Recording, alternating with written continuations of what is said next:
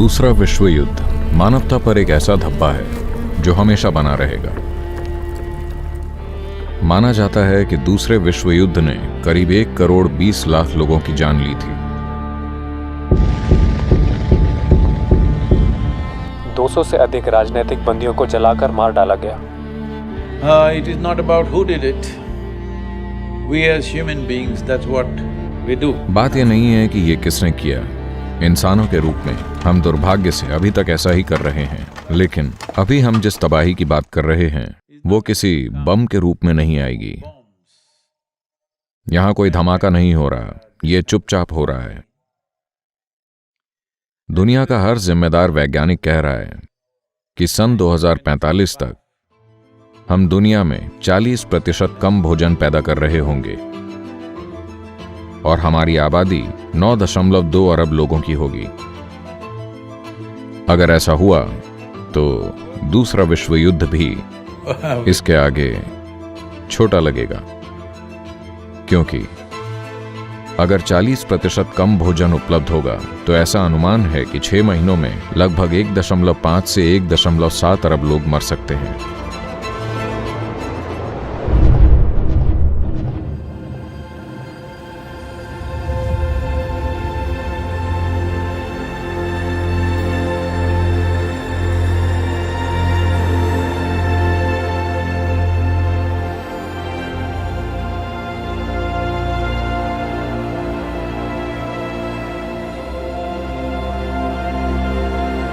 जलवायु परिवर्तन, खाद्य सुरक्षा, पोषण सुरक्षा, पानी की क्वालिटी, पानी का लगातार उपलब्ध होना, जैव विविधता, भूमि हड़पना, राजनीतिक स्थिरता,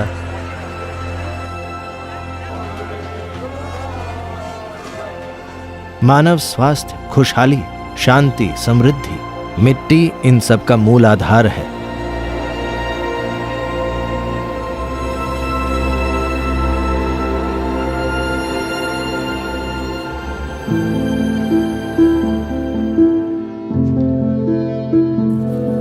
मिट्टी वो बुनियादी चीज है जिस पर धरती का हर प्राणी निर्भर करता है। इंसानों द्वारा खाए जाने वाले भोजन का 95% हिस्सा मिट्टी से आता है। मानव और पशुओं की सभी एंटीबायोटिक दवाओं में से करीब 95% मिट्टी से आती हैं। तो मिट्टी और जीवन एक साथ विकसित हुए हैं। जीवन के बिना मिट्टी नहीं हो सकती और मिट्टी के बिना जीवन नहीं हो सकता।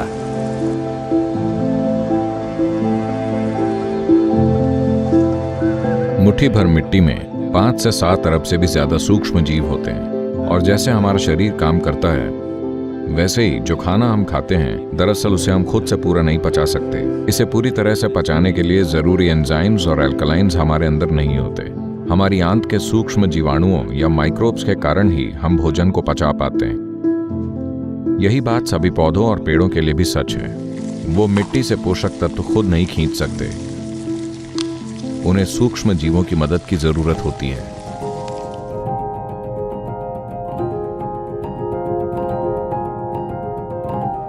अच्छे बैक्टीरिया, अच्छे फंगस, प्रोटोजोआ, नीमेटोज, माइक्रोआर्थ्रोपोड्स, केंचुए, एंकीट्रेट्स, ये सभी जीव एक अच्छी स्वस्थ मिट्टी के लिए जरूरी हैं, ताकि आपके पौधे को हर वो चीज संतुलन में मिले जिसकी उसे हर दिन हर सेकंड जरूरत होती है।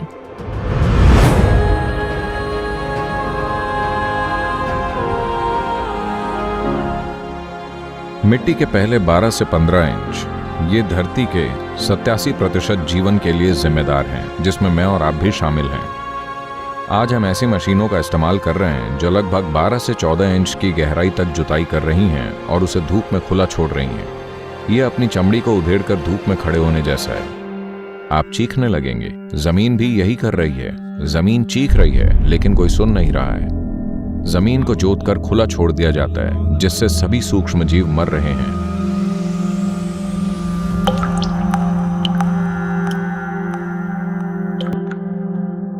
देखिए, अभी यहाँ के सूक्ष्म जीव, इनका भोजन सिर्फ एक ही चीज है, जैविक सामग्री। जैविक सामग्री कहाँ से आएगी? यहाँ आप इन सभी गिरे हुए सूखे पत्तों को देख रहे हैं।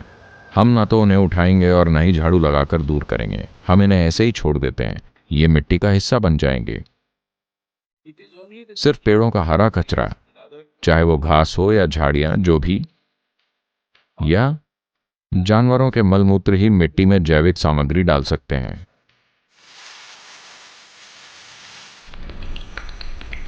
सामान्य खेती की मिट्टी में जैविक सामग्री कम से कम 3 से 6% के बीच होनी चाहिए। कम से कम 3% तो होनी ही चाहिए। 3% एक तरह की सीमा रेखा है, जिसके बाद हर तरह के माइक्रोब्स के लिए मिट्टी में मौजूद भोजन में हर तरह की विविधता होगी, यानी सूक्ष्मजीव अपना काम कर पाएंगे।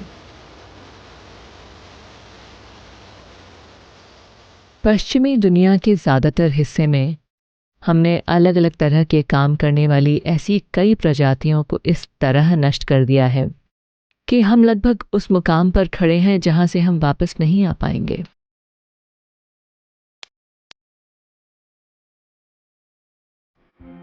भारत की 62% से अधिक मिट्टी में जैविक सामग्री 0.5% से भी कम है। पूरे दक्षिणी यूरोप में मिट्टी की जैविक सामग्री लगभग 1% या उससे भी कम है। पूरे अमेरिका में 50% से अधिक ऊपरी मिट्टी खत्म हो गई है। आपने सुना है कि डायनासोर्स का विनाश हो गया था, डोडो का विनाश हो गया था, लेकिन ये मिट्टी के विनाश का सवाल है। देखिए, ये रेत है। अगर आप इसमें पर्याप्त जैविक सामग्री डालते हैं तो ये समृद्ध मिट्टी बन जाएगी। इसी तरह अगर आप मिट्टी से सारी जैविक सामग्री निकाल लें तो वो रेत बन जाएगी। तो इसे दुनिया का रेगिस्तान बनना कहा जाता है। दुनिया भर में खेती की मिट्टी रेत बन रही है, ये रेगिस्तान में बदल रही है, जो पूरी दुनिया में हो रहा है क्योंकि मिट्टी में जैविक सामग्री नहीं है।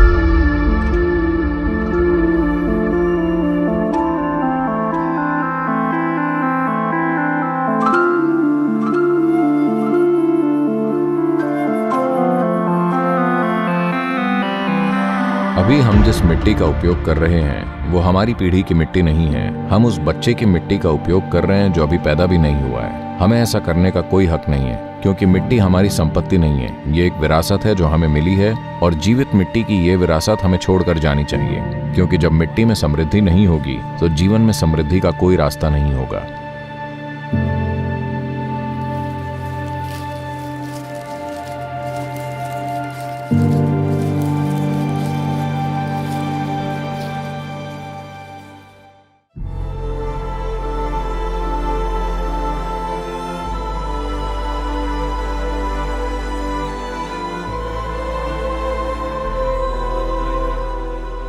अभी अमेरिका के आंकड़े कह रहे हैं कि हमारे पास शायद खेती के लिए केवल इतनी मिट्टी बची है कि उसमें सिर्फ 80 से 100 फसलें उगाई जा सकें। यानी ये सिर्फ 40-50 साल की बात है।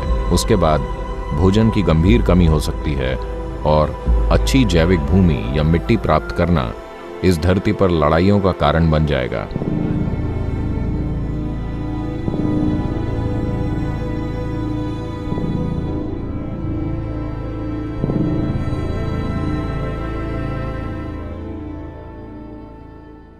लोग सामूहिक विनाश के हथियारों, परमाणु बम और मिसाइल और दूसरी चीजों की बात करते हैं। हाँ, हिरोशिमा और नागासाकी में जो हुआ था उसे माफ नहीं किया जा सकता। हम भूल रहे हैं कि सामूहिक विनाश का सबसे बड़ा हथियार है भूख।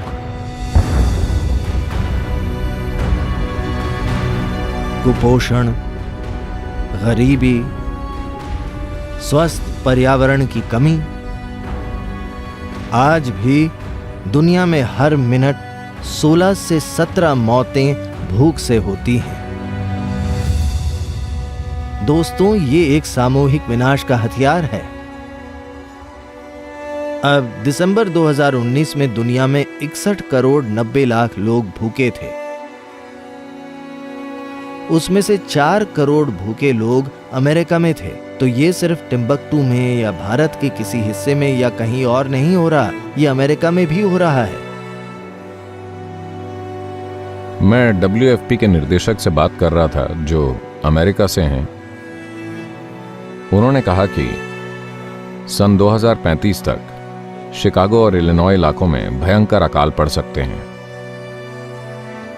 क्योंकि मिट्टी की हालत इतनी खराब हो चुकी है कि ऐसा आसानी से हो सकता है। गृह युद्धों की आशंका है। सन 2035-2040 तक देशों के भीतर कई गृह युद्धों की आशंका जताई जा रही है, क्योंकि उन देशों में सभी के पास पर्याप्त भोजन नहीं होगा, इसलिए स्वाभाविक रूप से झगड़े होंगे। अगर भारत में 40% कम भोजन है, यानी 40% लोगों के पास भोजन नहीं है, आपको लगता है कि वो सिर्फ भूखे होकर एक कोने में बैठे रहेंगे? नहीं, वो ऐसे काम करेंगे जिनकी आप कल्पना भी नहीं कर सकते। आपको समझना चाहिए, सभी मानव सभ्यताएं बनी हैं सिर्फ पेट की आग की वजह से। इसे बुझाने के लिए वही आग जिसने मानव सभ्यताएं बनाई हैं, अगर उसे बुझाया नहीं गया तो वो सभ्यताओं को मिटा भी सकती है। इसे कम मत आंकिए।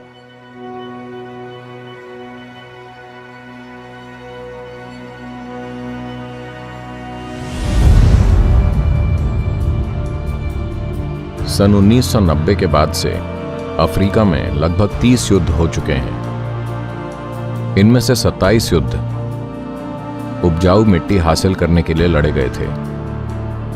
विश्व की महान क्रांतियां 1917 की रूसी बोल्शेविक क्रांति मूल रूप से रोटी के लिए हुई थी। उनका नारा भी यही था, शांति, भूमि और रोटी। यही रूसी क्रांति का नारा था। फ्रांस में भोजन की कमी ही फ्रांसीसी क्रांति का मुख्य कारण थी। चीन में जो हुआ तथाकथित सांस्कृतिक क्रांति, वो पूरे देश में बार बार हो रहे अकालों के कारण हुई थी। और जब सड़क में रोटी नहीं मिलती तो लोगों को भड़काना बहुत आसान होता है। अगर आप शांति चाहते हैं तो सभी के पास ब्रेड होनी चाहिए, रोटी, भोजन। अगर भोजन नहीं है तो शांति भी नहीं होगी। बात इतनी सरल है।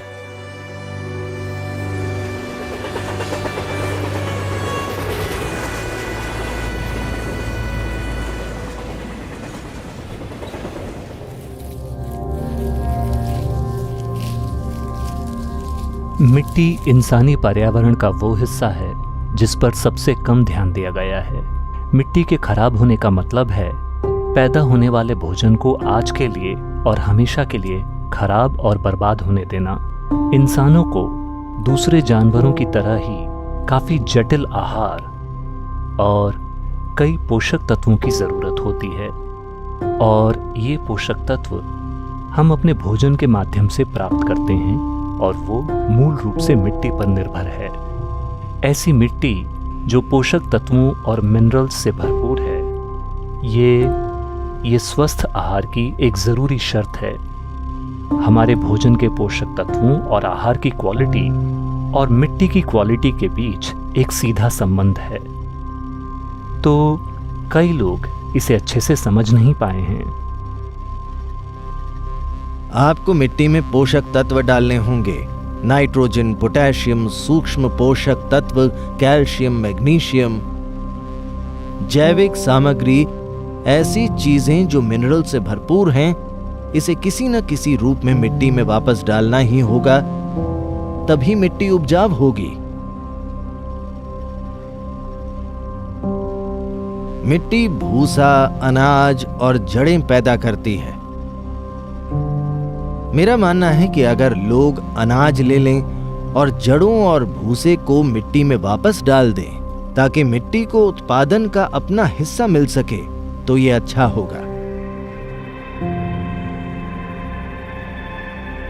अगर आप भूसा निकाल लेते हैं तो मिट्टी को कुछ नहीं मिलता, तो लगातार मिट्टी की क्वालिटी खराब हो रही है, उसके जरूरी तत्व खत्म हो रहे हैं।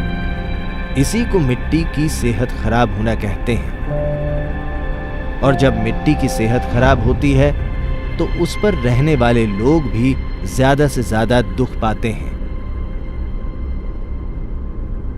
अमेरिका में मिट्टी की क्वालिटी खराब होने के कारण विटामिन ए में 21% की गिरावट आई है। सभी फलों, सब्जियों और उन सभी दूसरी चीजों में जिन्हें आप खाते हैं, विटामिन सी में 30% की गिरावट, लोहे के स्तर में 37% की गिरावट, कैल्शियम के स्तर में 27% की गिरावट। जिन चीजों को आज आप सेहतमंद मानते हैं, सलाद और वैसी चीजें, 20वीं शताब्दी के शुरुआत में उनमें जितने पोषक तत्व थे और आज उनमें जो बचा है वो सिर्फ 10% है। 20वीं सदी की शुरुआत की तुलना में ये 90% कम है। सेंटर फॉर डिजीज कंट्रोल, जो अभी इस कोविड की स्थिति में महत्वपूर्ण भूमिका निभा रहा है, उसका कहना है कि सभी अमेरिकियों में पोटेशियम की कमी है। 90% अमेरिकी लोगों में विटामिन ई की कमी है। 70% लोगों में विटामिन के की कमी है। 52% लोगों में पर्याप्त मैग्नीशियम नहीं है। 43% लोगों में पर्याप्त विटामिन ए नहीं है। 40% लोगों में पर्याप्त विटामिन सी नहीं है। ऐसा सबसे समृद्ध राष्ट्र में है। इसका सीधा सा मतलब है कि जो खाना आप खा रहे हैं उसमें पर्याप्त पोषक तत्व नहीं है, भले ही आप पर्याप्त खाना खा रहे हो, क्योंकि मिट्टी का इस तरह से विनाश किया गया है।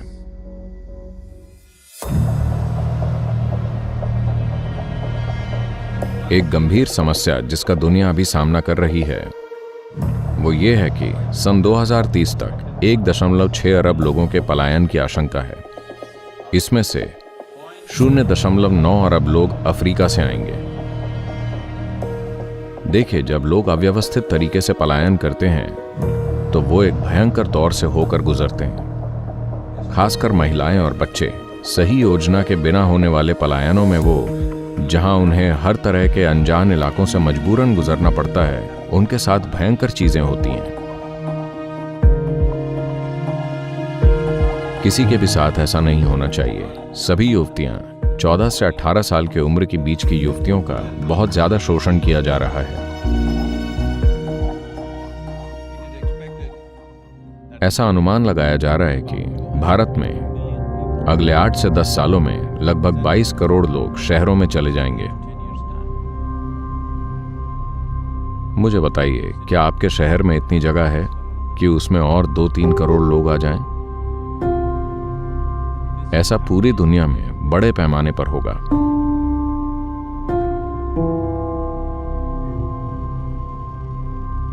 हाँ, मिट्टी की वजह से लोग शरणार्थी बने हैं, जलवायु की वजह से लोग शरणार्थी बने हैं, सूखे की वजह से लोग शरणार्थी बने हैं, और वे शरणार्थी जाकर दूसरे लोगों के दरवाजे खटखटाते हैं। अमेरिका की दक्षिणी सीमा इसका एक बहुत अच्छा उदाहरण है। लोग मेडिटेरेनियन सागर में कूद रहे हैं, ये जाने बिना कि वे दूसरी तरफ पहुंच पाएंगे या नहीं। ये एक बिल्कुल सटीक उदाहरण है। लाखों लोग शरणार्थी हैं क्योंकि जिस जमीन पर वे पले बढ़े हैं वे उनकी बुनियादी जरूरतों को पूरा नहीं कर पा रही है।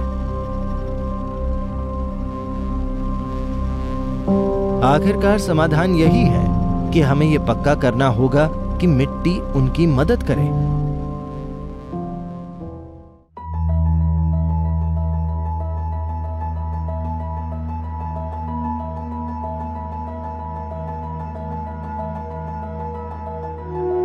मिट्टी की क्वालिटी खराब होने और दुनिया के मुद्दों में बहुत मजबूत संबंध है। उदाहरण के लिए जलवायु परिवर्तन। तो वर्तमान सभ्यता को मैं कार्बन सभ्यता कहता हूं। हम जो कुछ भी करते हैं वो कार्बन पर आधारित है, फॉसिल ईंधनों के कार्बन पर, और इसलिए हमने न केवल फॉसिल ईंधनों को बल्कि मिट्टी के कार्बन को भी कम किया है। कार्बन की सबसे ज्यादा मात्रा हमेशा मिट्टी में होती थी, पर अब इसका ज्यादातर हिस्सा वातावरण में है, जहां उसे नहीं होना चाहिए। अगर यह वातावरण में मिल जाता है तो जैसा कि आपने ग्लोबल वार्मिंग और जलवायु परिवर्तन के बारे में सुना है, वो सभी प्रभाव होते हैं, पर इसका लगभग 40% बस इसलिए हो रहा है क्योंकि मिट्टी को खुला छोड़ दिया जाता है। इसमें सबसे बड़ा योगदान है खेती की जमीन। या खुली छोड़ दी गई जमीन। वही मिट्टी जो वातावरण से कार्बन डाइऑक्साइड और मीथेन सोख लेती थी, अब वो उसमें कार्बन छोड़ रही है, सिर्फ इसलिए कि हम मिट्टी को खुला छोड़ रहे हैं और उसमें कोई जीवन या सूक्ष्म जीवों की गतिविधि नहीं है।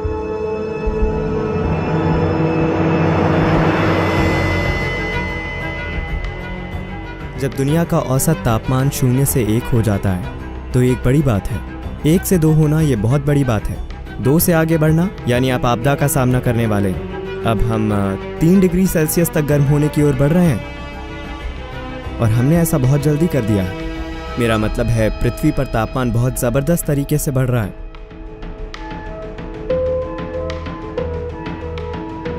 मुझे लगता है कि हम पौधों के माध्यम से वातावरण से कार्बन डाइऑक्साइड ले सकते हैं और इसे वापस मिट्टी में डाल सकते हैं। तब हम वातावरण से कार्बन को कम करके ग्लोबल वार्मिंग को एक कम गंभीर समस्या बना पाएंगे।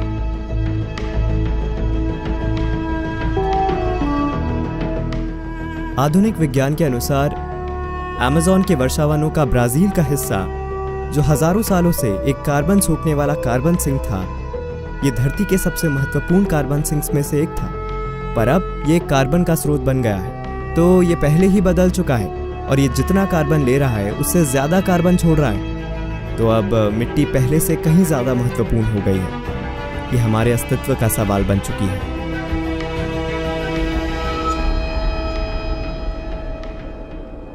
देखिए, इस धरती की पूरी जीवन प्रक्रिया कार्बन पर आधारित है।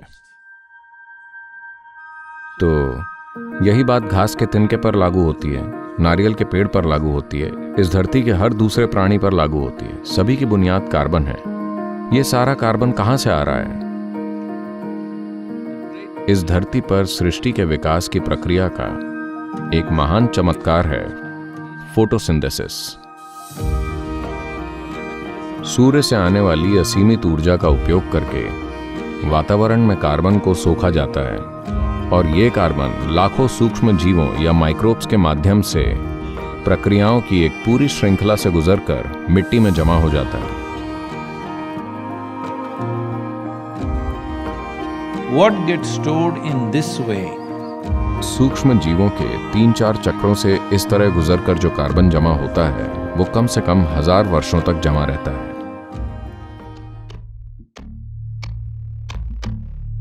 हम बदलाव लाने वाली एक भूवैज्ञानिक शक्ति बन गए हैं। हम एक ऐसा खतरा है जो न सिर्फ अपने आसपास के पर्यावरण तंत्र और रहन सहन को अस्थिर कर रहा है, बल्कि पूरी धरती को अस्थिर कर रहा है।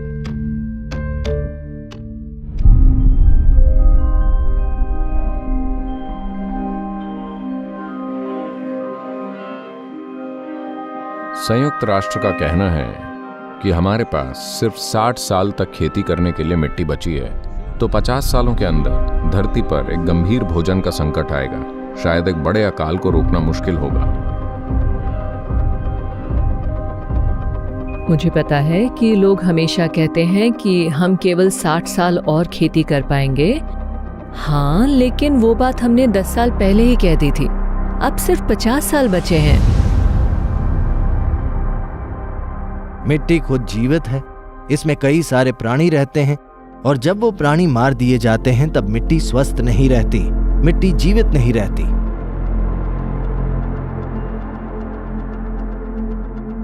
मिट्टी पर्यावरण के तंत्र को सेवाएं नहीं दे पाती। जब मिट्टी मरती है तो उसके साथ सब कुछ मर जाता है, हम भी।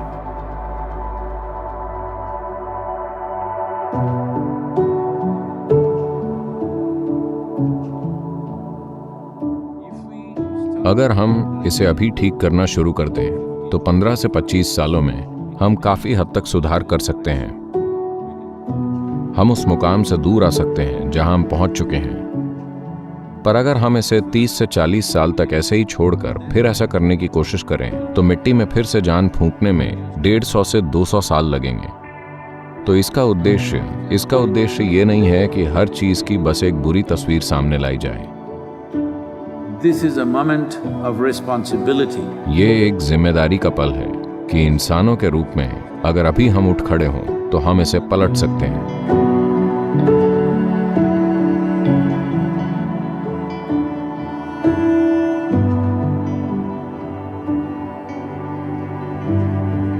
मिट्टी शरीर की संरचना और इंसानी जीवन का आधार है। पर हमें यह भी पता है कि हम इंसानों का पेट भरने के लिए प्रकृति को नष्ट नहीं कर सकते, क्योंकि इससे धरती की स्थिरता को खतरा होगा और धरती ही इंसानों और सभी प्रजातियों के जीवन की बुनियाद है। इसलिए अब हमें मिट्टी की देखभाल करनी चाहिए।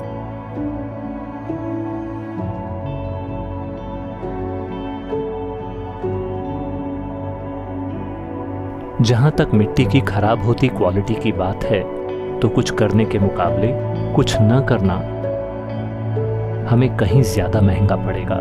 लेकिन ये ऐसी चीज़ नहीं है जो किसान खुद कर सकते हैं।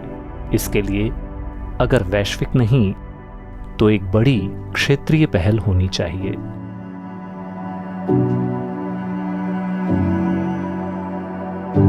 मिट्टी की क्वालिटी खराब इसलिए हुई है क्योंकि हमने वो जैविक सामग्री मिट्टी में वापस नहीं डाली है जो हमने उससे बाहर निकाली है। तो हम ये देख रहे हैं कि 192 देशों में ऐसी नीति कैसे बनवाई जाए जिससे ये नियम बन सके कि अगर किसी के पास खेती की ज़मीन है तो उसमें कम से कम 3 से 6% जैविक तत्व होना चाहिए। कानूनन, शुरुआत में सिफारिश से, फिर प्रोत्साहन से और फिर कानून से, ज़रूरी कानून से ऐसा होना ही चाहिए। अगर ऐसा कानून नहीं होगा तो हम नहीं जानते कि लोग कल क्या करेंगे। हमने यही किया है ना? पिछली पीढ़ी से इस पीढ़ी तक एक पीढ़ी में ही हमने इसे बर्बाद कर दिया है क्योंकि कोई कानून नहीं था। अगर ऐसा कानून होता कि मिट्टी में कम से कम इतना जैविक तत्व होना चाहिए तो हमने उसे वैसा ही रखा होता। तो सबसे पहली और महत्वपूर्ण बात है कानून बनाना। कानून लाने के लिए किस चीज की जरूरत है? देखिए, ये लोकतंत्र है, यानी लोग ही ताकत हैं, ये जनता की शक्ति है, इसका यही अर्थ है। तो अभी आपके हाथ में 2 बहुत शक्तिशाली चीजें हैं। एक है आपका वोट और दूसरा आपका माइक्रोफोन, हेलो, यानी आपकी आवाज। तो ये महत्वपूर्ण है कि दुनिया के लोगों को ये कहना होगा कि हम लंबे समय के समाधान के लिए तैयार हैं, हम लंबे समय के कमिटमेंट के लिए तैयार हैं, हम एक लंबी मेहनत के लिए तैयार हैं, हम आने वाली पीढ़ियों की खुशहाली के लिए कीमत चुकाने को तैयार हैं। इसीलिए इस मिट्टी बचाओ अभियान का उद्देश्य कार्रवाई नहीं है, बल्कि इसका उद्देश्य है नीति में बदलाव लाना।